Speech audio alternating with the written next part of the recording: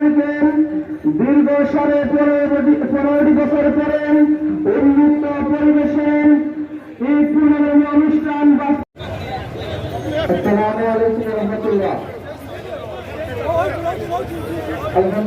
সাদাকাল্লাহুল আযীম।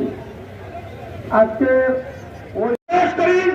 বাংলাদেশের স্বাধীনতা এবং সার্বভৌমত্বের গান্ধীর একমাত্র সূত্র হচ্ছে ইসলামের ভিত্তিতে জাতীয় ঐক্য প্রতিষ্ঠা করা।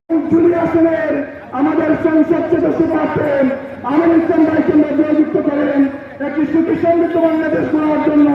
সবাই আমরা হাতে হাত তুলেন। জেনারেল, কেন্দ্রীয় এবং জেলা স্থানীয় নেতৃবৃন্দ, প্রান্তীয় এলাকাবাসী, আসসালামু আলাইকুম ওয়া রাহমাতুল্লাহ। ঈদ উৎসব আমরা তো পালন করতে পারিনি। আমাদের চারজন ভাইকে শাহাদাত পালন করতে চাই জমিনে।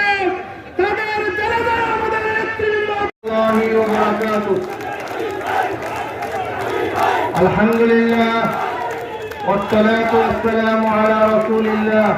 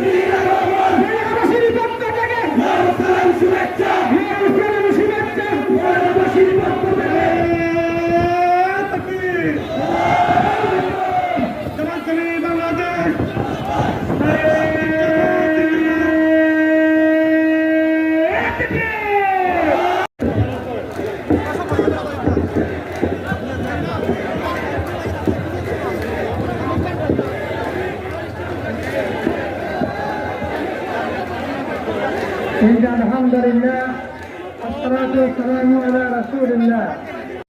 সংগ্রামী বন্ধুবান্ধবী, ঈদ পরবর্তী আজকের এই সমাবেশ মোহতারাম আমির জামাত, কেন্দ্রীয় এবং জেলা নেতৃবৃন্দ বাংলাদেশে নতুন বাংলাদেশ করার স্বপ্ন নিয়ে এগিয়ে যাচ্ছে। এই বাংলাদেশ যদি নতুন করে গড়তে হয় তাহলে এমন একজন মানুষকে তাদের মধ্যে রয়েছে সততা, যারা হচ্ছেন ন্যায়পরায়ণ, যাদের মধ্যে রয়েছে আল্লাহ বিরুদ্ধে, যাদের হৃদয়ে পোষণ করেন আল্লাহ ভীতি, আখিরাতের জবাবদিহি।